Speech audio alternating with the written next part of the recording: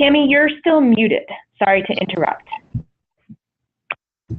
There we go. Okay, you missed the best part already. But Chimagwich, Amanda, for sharing everything that you shared. Such amazing information that is really important for people to know. And Miigwech for everybody who's joining us here today.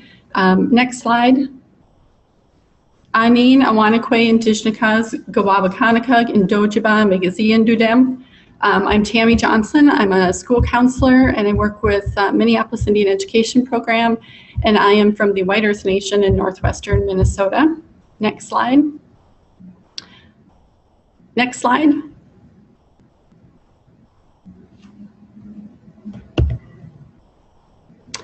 Okay. Can we click? I think there might just be a second of a lag. There we go. Okay. So what I'm going to talk about today is specifically our program here in Minneapolis and what we do with our Native American students, and give you some information that you can take with you and then access later regarding... Tami, sorry to interrupt again. I think I can't hear you, so I don't know if others are, if it's just me. I apologize for interrupting, but I'm going to... Can you hear me now? Okay, it's just me. I'll be quiet. Okay.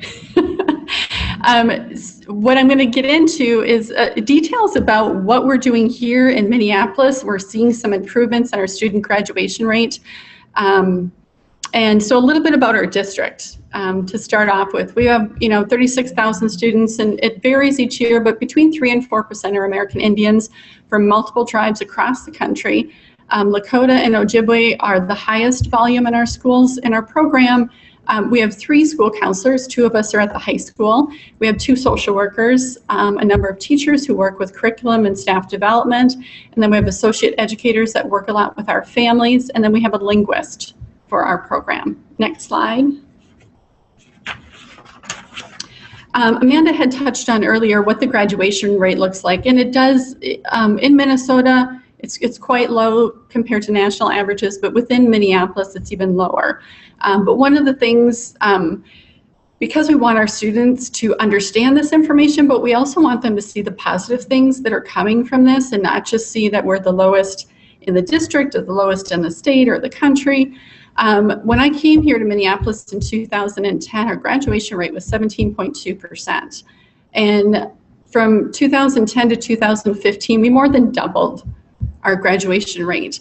And it's been going pretty steadily up over the last few years. And we want our students to see this data and talk about that in terms of where we've seen improvements, because we have made great strides. In fact, from 2010 to 2013, we had the largest gains of any ethnic group in our district. And our students will say, yeah, but all we hear is the negative stuff.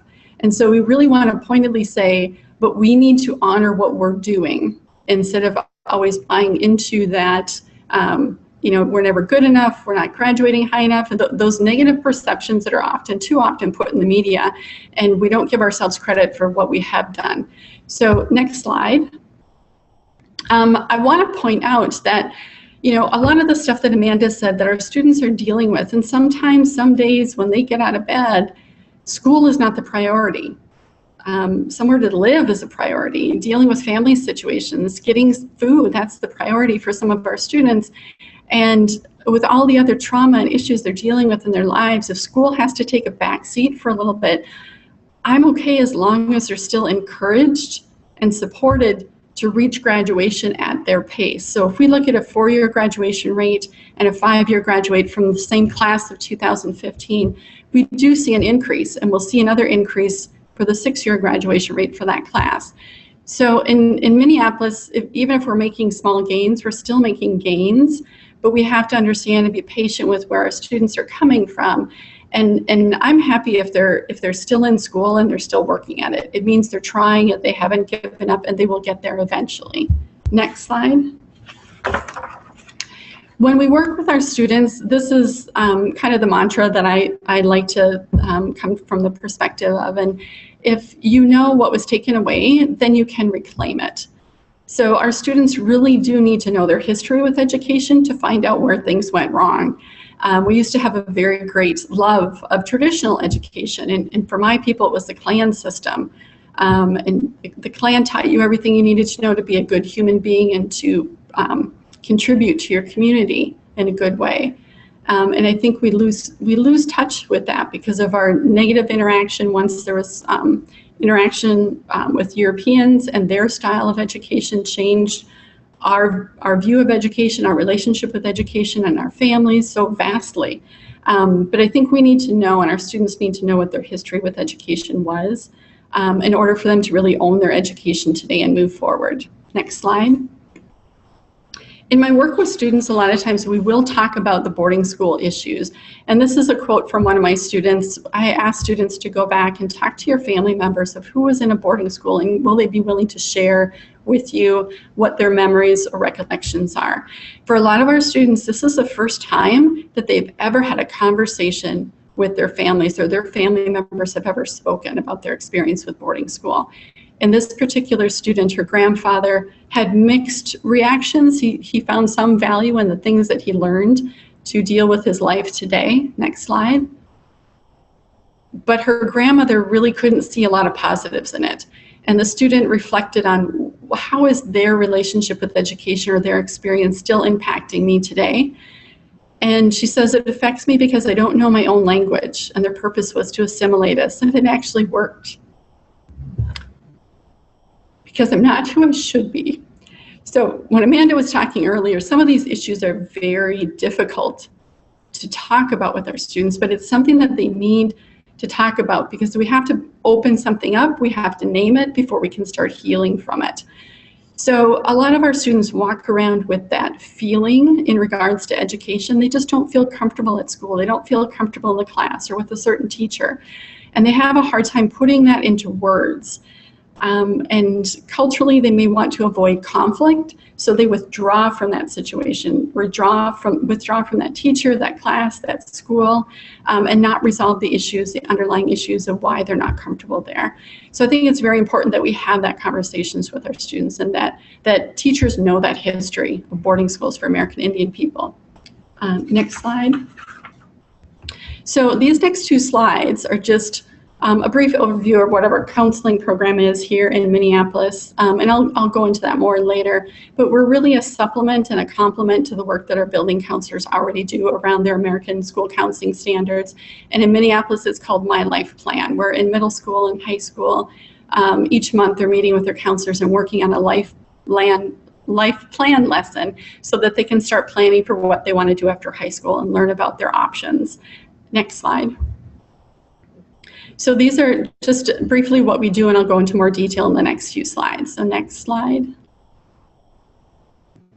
Everything that we do is through a Native lens, and what that means to us is that it incorporates our history, our values, our culture, and our language. We're teaching a lot of the same things that they're getting from their building counselor, but we do it through their lens so that it's more approachable for our students. Next lens. Next slide. So specifically, we have college planning groups, and we don't really find a lot of curriculum that's out there for us to use readily, so we end up writing our own each year. We borrow and we adapt from other programs, but we really do have to write it out each year to keep it updated and for so it meets our student current needs. We do a lot of hands-on and physical activities. Usually in groups, counselors will do like one icebreaker. We find with our students, they need at least 2 or 3 for them to feel comfortable. So each week, the first 3 weeks, we will do an icebreaker with students where they get to introduce themselves and share and learn about each other. And all of our group activities and our curriculum is written from a growth mindset. So we have to understand our history, but then to take ownership of that and move forward in a good way, we have to change how we think. Change how we think about ourselves in a lot of cases and the system that we're working in. So we do use a lot of psychology in that. We share data with our students. We share the slides about our graduation data, and we analyze that with them. But we also share data with students about the stuff that Amanda was sharing earlier about suicide rates and about college completion. And so we share a lot of that with students. So we have 8 to 10 sessions at the beginning of the year. Next slide. And again, through that Native lens. This year we're exploring the 7 grandfather teachings. And we incorporate Ojibwe and Dakota, which are the native languages here in Minnesota, as much as possible. We find that when we're working with students and there's a difficult situation to talk about, talking in the third person is often very helpful. Then the student can share and reveal without making it their own personal story. Next slide. So this is just a brief outline of what our lessons look like this year. This is 5 of our 8. And then I'm going to show you a lesson or an article that we're using called Throw Yourself In. Next slide. This is the American Indian Graduate Center's magazine. We use this to pull personal stories from all across the country. And in this particular story, Throw Yourself In, even though it's a young woman from the Navajo Reservation, she shares her experience, and throughout the story you can pick out all 7 of the grandfather teachings and how she uses that to make a decision for herself, for her family, and for her community. Next slide. So in the beginning of the year and heavily in the second semester, we really focus one-to-one support with our seniors. We help them with their tribal enrollment documentation. We do one-to-one FAFSA work with them until it's completed, even if that means after they've graduated into the next school year. We help them with ACT preparation, and we have our own scholarship database. And that's available on our website, and you'll see that link later. Next slide.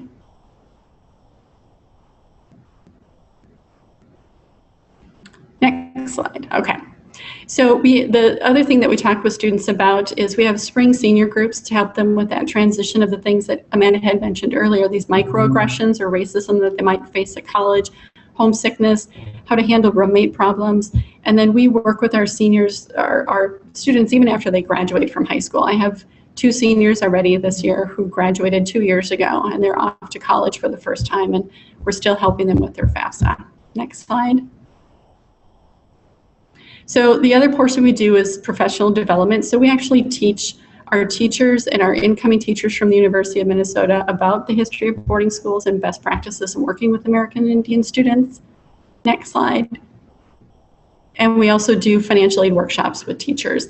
And the new thing we've done in the last 2 years is we are training counselors and social workers on cognitive behavioral interventions for trauma in schools to help deal with some of those things that are interrupting our students' educations, and the hope that our students are going to be able to progress in education a lot more quickly if they're dealing with some of the traumatic issues in their lives day to day. Next slide. And this is our website. You can go there and go under the College Readiness tab, and you'll find information. You'll find videos that our students have made that talk about what it means to be a community member, talks about the grandfather teachings, what supports they need for college, as well as our scholarship website. And then also on the website throughout this year, we will be uploading our actual lesson plans. So instead of just sharing that one quick one, you'll actually be able to grab that, that complete lesson plan off of our website in the future. And the rest of the resources here are just for your information if you want to learn more about the history of American Indian education in the United States. And then some resources you can use with students, including the American Indian Graduate School magazine that we use a lot for our groups.